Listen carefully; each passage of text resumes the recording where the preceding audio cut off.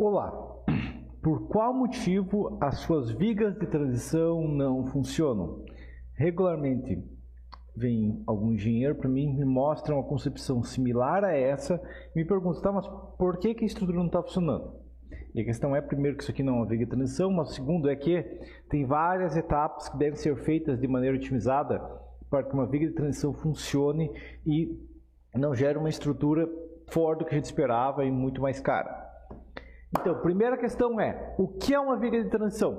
E a definição errada, maluca e totalmente fora da realidade, que gera custos gigantes para uma obra, que você vê muito engenheiro falando é que uma viga de transição é uma viga que nasce um pilar. E esse é o principal motivo que estraga uma concepção estrutural, achar que viga de transição é uma viga que nasce um pilar. Bom, vamos quebrar os elementos. Viga é um elemento que suporta flexão, beleza. Transição é uma mudança, é uma variação ou uma modificação. E nascimento é quando algo surge de onde nada existia. Então o problema é que as pessoas acham que uma viga de transição é uma viga de nascimento, onde nasce um pilar, ponto final. Não! É uma viga de transição, é um ponto onde o pilar transiciona.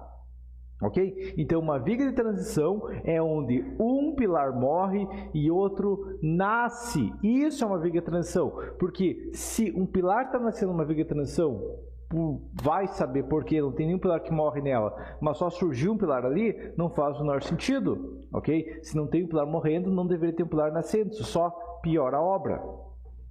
E aí vem a questão, mas eu vou usar a viga de transição para não ter vão grande, eu tenho vão muito grande, daí eu resolvi nascer um pilar numa viga. Imagina que você tem um vão de 8 metros, ok? Tanto complexo e tudo mais. Se você não quer vencer um vão de 8 metros, você não precisa de uma viga de transição, você precisa de uma viga mágica de redução de vãos, que não existe, ok? Se você tinha uma viga com 8 metros, que tinha flecha excessiva, armadura excessiva, e aí você resolve nascer um pilar e aumentar a carga nessa viga, porque você tem que pensar, ok, a viga, o pilar, ele aplica carga na viga de transição, ok? Então você tinha uma viga estragada, daí você vai lá e nasce um pilar em cima dela, adivinha só, você vai terminar de estragar a obra, ok? E isso não funciona. Se você trabalha com sobrado de alto padrão, mas você não quer ter vão grande, você trabalha com obras complexas, não quer ter vão grande, a solução é simples, só faça obras de baixo padrão. Mas se você tem vão grande, você tem vão grande, viga de transição não é uma mágica para não ter vão grande.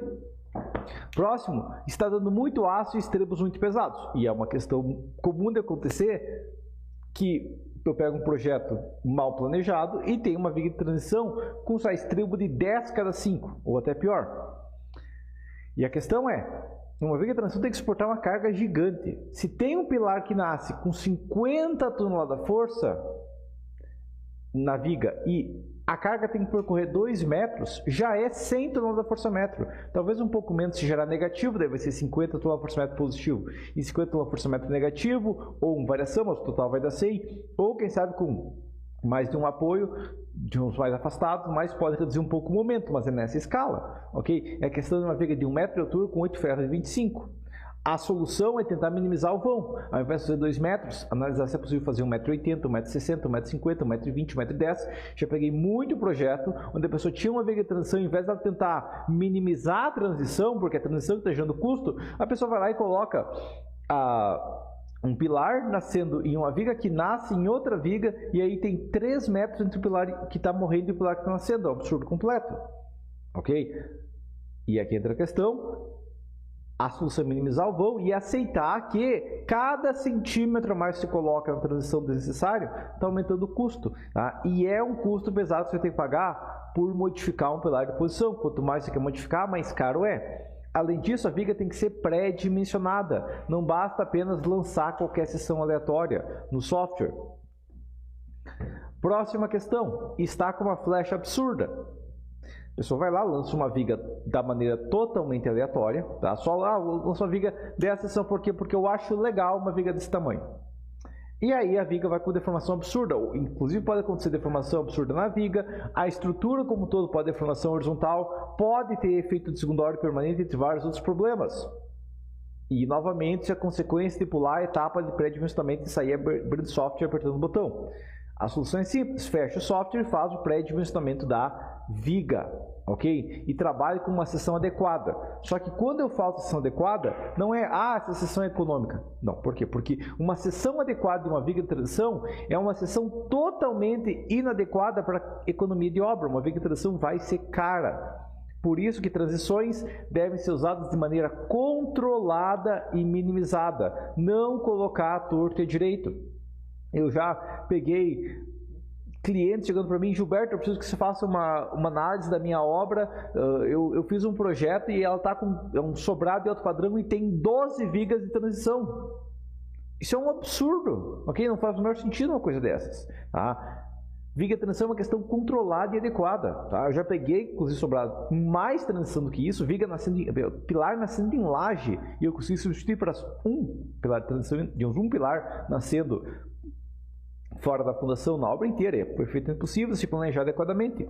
A questão é, minimize, pense, eu realmente preciso um pilar nascendo aqui, ou eu só estou achando que nascer um pilar vai magicamente reduzir o vão? Ok? Eu não consigo fazer o mesmo pilar de fora a fora, eu não consigo, se eu tenho um vão grande, eu já aceitei que eu tenho esse vão grande, essa que é a questão, tá? E daí a outra questão é, se você tem uma viga, você tem um pilar nascendo numa viga, e essa viga está apoiada em outra viga, parabéns, agora você tem uma viga de transição dupla, você tem duas vigas de transição, e baseado na nova NBR 6118, vai entupir de aço para a ligação entre uma viga e outra, por causa da armadura de suspensão que é obrigatória mesmo em duas vigas de mesma seção. Ok? E daí você está maximizando ao invés de minimizar a quantidade de transições e jogando no lixo qualquer ideia de otimização estrutural. Então, como pré-dimensionar? Porque você precisa pré-dimensionar. Bom, muito simples. Desenhe o diagrama de corpo livre e encontre os esforços. Essa é a primeira questão. Primeira questão do projeto é, eu quero fazer um projeto adequado, eu tenho que ter um diagrama de corpo livre na minha frente, porque senão estou fazendo bobagem. Ok? Encontre a área mínima através da cortante. Divido o VD pelo FCTD e essa é a área mínima. Ou seja, eu tenho vou demonstrar ali embaixo, tá? Mas eu tenho uma viga com um VD de 50 newton da força e o FCTD de 0.013. Eu vou pegar 50 e dividir por 0.013, vai dar uma área mínima de 3.850 cm². É muito, sim, é muito, porque uma viga de transição tem que ser grande, tá? E depois a inércia, calcule a deformação com a inércia como sendo incógnita e a deformação limite como L sobre 1000, ok? Aplica a fórmula da flecha, considerando a fluência, para ter uma flecha limite de L sobre 1000. Você diz, tá, mas o limite eu posso fazer L sobre 500, L sobre 250, não. Viga de transição tem que ter uma inércia absurda, para não gerar problemas no restante da obra, porque se uma viga de transição não tiver uma inércia adequada, ela vai gerar momentos negativos nos pilares, que vão dar uma taxa de aço gigante, vai gastar muito mais nos pilares. Ela pode gerar segunda ordem permanente, que é o prédio cair para o lado só com o peso próprio, ok? Entre vários outros problemas. E dentro da questão, se eu tenho a inércia, eu tenho a área, eu sei que a inércia é a área vezes a altura ao quadrado, eu posso calcular os dois. E aqui um exemplo, uma viga de 50 newton da força, um FCD de 0.03 e uma inércia necessária de 2.750.000 centímetros na quarta, o que vai acontecer é que para essa peça funcionar aplicando as fórmulas que eu demonstrei aqui, vai ser uma viga de pelo menos 41.6 por 92.6. Claro, isso aqui se fosse preciso, eu não vou fazer isso, provavelmente eu vou arredondar os valores para facilitar na obra, facilitar 40 por 95. Deve ser, tá, mas é uma viga muito grande. Eu falei, sim, é uma viga muito grande. É uma viga de transição, ela tem que suportar 50 toneladas de força de cortante, ela tem que suportar um momento de dor gigante, ela tem que suportar, e ela precisa de uma inércia gigante e ela não pode deformar praticamente nada. Okay? E se eu tentar fazer essa viga menor, fazer só de 60 de altura, eu vou ter um monte de erro na obra. E daí vai lá o apertador do botão, que eu entendo que é armadilha de rigidez, e sai aumentando as peças que estão falhando e não a peça que tem problema. Porque se essa viga deformar, ela pode gerar carga adicional em pilares, ela pode gerar flexão adicional em vigas, entre vários fatores, e aumentar aquelas peças só é uma armadilha de rigidez. Ok? Próximo, seu medo de altura estraga a viga. Ok? Então, 100 toneladas por força-metro. Vamos imaginar que seja uma motor viga. Aquela viga ali de quase 1 metro de altura precisa 8 ferros de 25 para suportar esse momento. e 8 ferros de 25 custa R$400 por metro. Quando eu for adicionar negativos, armadura de pele, estribos e perdas ocorridas por retalhos, a gente chega tranquilamente a R$800 por metro.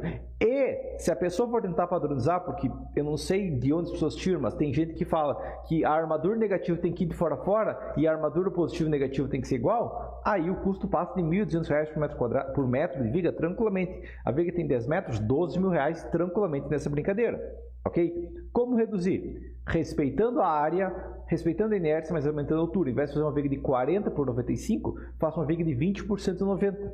Vai dobrar a altura, vai reduzir pela metade a armadura e deformar 4 vezes menos. Quer uma solução mais econômica ainda?